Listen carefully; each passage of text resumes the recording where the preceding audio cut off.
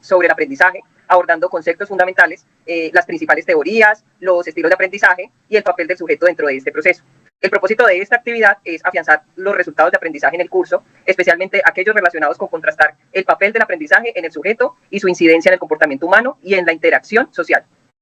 A lo largo del curso comprendimos que el aprendizaje no es un proceso lineal ni exclusivamente académico. Como señalan Ambrose, Bridges y Di Pietro, aprender implica también transformar experiencias en conocimientos, integrando dimensiones cognitivas, emocionales, sociales y culturales.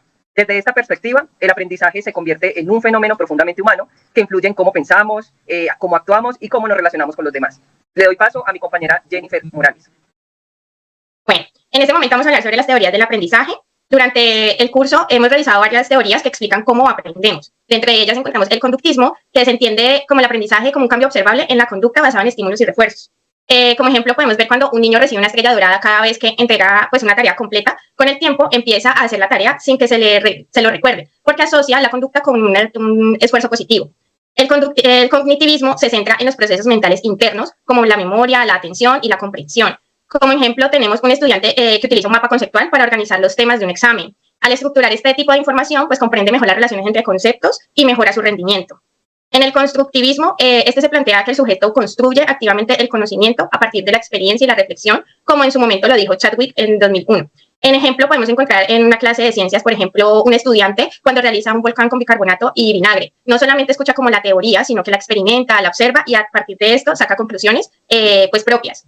En el enfoque sociocultural, como lo hablaba Vygotsky, él propone que el aprendizaje se da mediante las interacciones sociales, el lenguaje y la mediación. Un ejemplo de ello podemos ver que un estudiante pueda que no sepa resolver un ejercicio de matemáticas, pero lo logra con la ayuda de otro compañero, pues que está como en un nivel un poco más avanzado, y esto representa algo que nosotros llamamos comúnmente como la zona del desarrollo próximo.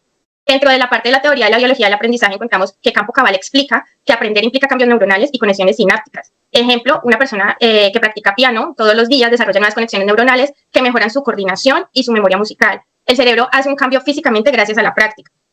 El aprendizaje significativo, encontramos que según Bernal en 2022, él habla que esto ocurre cuando lo nuevo se relaciona con el conocimiento con conocimientos previos, como por ejemplo enseñar el concepto de ecosistema, un docente que inicia preguntando por lugares que los estudiantes conocían como ríos, bosques, parques, y luego integra el nuevo concepto a estas experiencias. En todo esto nosotros encontramos que estas teorías no se excluyen, se complementan y permiten comprender el aprendizaje desde múltiples perspectivas. A continuación vamos a seguir con nuestra compañera Maricela. Gracias, Jennifer. Bueno, complementando lo que está diciendo Jennifer, hay una parte importante dentro de todo el mundo que trabaja el tema del aprendizaje y es el estilo del aprendizaje. No solamente es importante entender los tipos de aprendizajes que hay, sino también los estilos. Pero, ¿qué influye en este estilo? O sea, ¿qué afecta el tema del estilo? Al final es la tendencia personal, es cómo el individuo procesa de manera independiente el aprendizaje. Entonces, por ejemplo, hay gente que aprende leyendo, es muy mecánica, es muy visual, hay gente que lo aprende haciendo.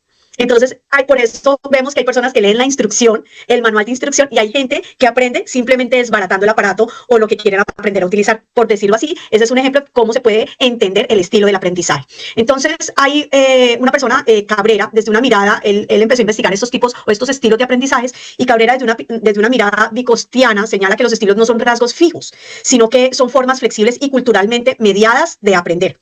¿Qué quiere decir? Que hay unos modelos, por ejemplo, está el caso del modelo de Kolb, que divide estos estilos de aprendizaje como está el divergente, el asimilador, el convergente y el acomodador. De hecho, dentro de la actividad tuvimos la oportunidad de descubrir qué estilo teníamos cada una, ¿verdad? Eso fue parte de la actividad pasada. ¿Qué estilo de aprendizaje teníamos pues cada compañera o pues en sí la actividad? Aparte de eso, también está el estilo activo, reflexivo, teórico y pragmático, donde a unas personas se le da muy bien los temas abstractos, simplemente hay otras personas que tienen que utilizar otro medio pues para aprender. La relación con las inteligencias múltiples, por ejemplo, los autores como Verne y colaboradores explican que las habilidades cognitivas influyen en la forma de aprender. ¿Cómo hacen las habilidades cognitivas? Por ejemplo, aquí vemos una imagen de un cerebro y explica el área que en esos momentos está siendo afectada en el momento en que el proceso de aprendizaje se está generando. Entonces, por eso es muy importante tener en cuenta el tema del aprendizaje, del estilo del aprendizaje, porque eso también es tan importante, por ejemplo, como los tipos de aprendizaje en sí.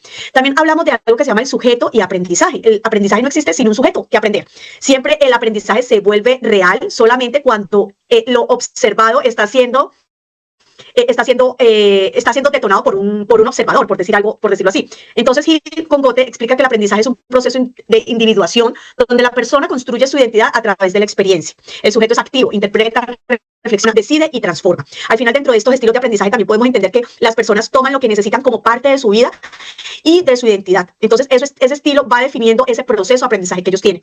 Además, se aprende en comunidad y la vida cotidiana en interacción con otros, no solamente a través de los libros o la información formal o informal, sino a través de la experiencia de vida. Por eso es muy importante el aprendizaje dentro de los entornos pues, sociales. Comprender al sujeto nos permite reconocer que cada proceso de aprendizaje es único y situado.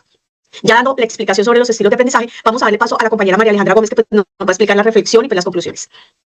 Muchas gracias, Marisela. Bueno, pues efectivamente vamos a hablar acerca de las reflexiones grupales y las conclusiones que hemos logrado con este trabajo. Como primero que todo, como grupos iniciantes del curso con una visión muy limitada acerca de qué es el aprendizaje, gracias al transcurso de todo lo que hemos estado, ya tenemos una información más extendida de qué es el aprendizaje. Como hemos mencionado anteriormente, encontramos diferentes tipos de aprendizajes, diferentes modelos estudiados, como divergentes, simuladores, convergentes, acomodadores. Gracias a todo eso, nos ha permitido incluso para nuestra vida diaria, desde lo académico hasta lo laboral, poder seguir desempeñándonos, seguir creciendo. Entonces, gracias a la principal reflexión que tenemos, que este trabajo no solamente se hace en lo académico, sino también en la vida diaria. ¿Cómo que hemos concluido? Las teorías de aprendizaje todas se complementan, todas se relacionan. Como se explicaba Marisela, el sujeto principalmente tiene que tener un papel activo dentro del aprendizaje, es decir, que pueden haber ciertas teorías que en algún momento, para que la persona adquiera conocimiento final, se deben de complementar. El sujeto es protagonista de su propio proceso, vuelvo a reiterar, para que el sujeto alcance el aprendizaje tiene que ser un sujeto activo que analice, que piense, que gestione todo lo que está sucediendo y sobre todo adapte a su vida, porque principalmente en lo personal, todo lo que se aprende se debe adaptar en lo que se está viendo día a día. La cultura y la interacción social son fundamentales, porque a veces podemos leer ciertos conocimientos de otras culturas que no estamos viviendo en ellas y no las alcanzamos como a aprender o a interiorizar, pero también dentro del entorno podemos tener otras perspectivas y otros tipos de conocimiento que normalmente en los libros no se podrían adquirir. Por eso es importante que la sociedad y la cultura en la que se está viviendo el sujeto es de gran importancia. Otra conclusión es que el aprendizaje transforma la manera en que todos nos relacionamos. Esto es como el final de esto, porque nosotros nos estamos dando cuenta, todas tenemos diferentes tipos de aprendizaje, todas nos estamos aquí en estos momentos creciendo como estudiantes, como trabajadoras, como personas, y gracias a todo este conocimiento nosotros nos podemos remitir el día de hoy. Una conclusión final, este curso nos permitió desarrollar y ampliar nuestra mirada, nos permitió desarrollar nuestro pensamiento crítico y comprender el fenómeno complejo que es el aprendizaje en la vida humana. Gracias a todas nuestras compañeras, al profesor por apoyarnos y acompañarnos en este aprendizaje de esa forma. Muchas gracias.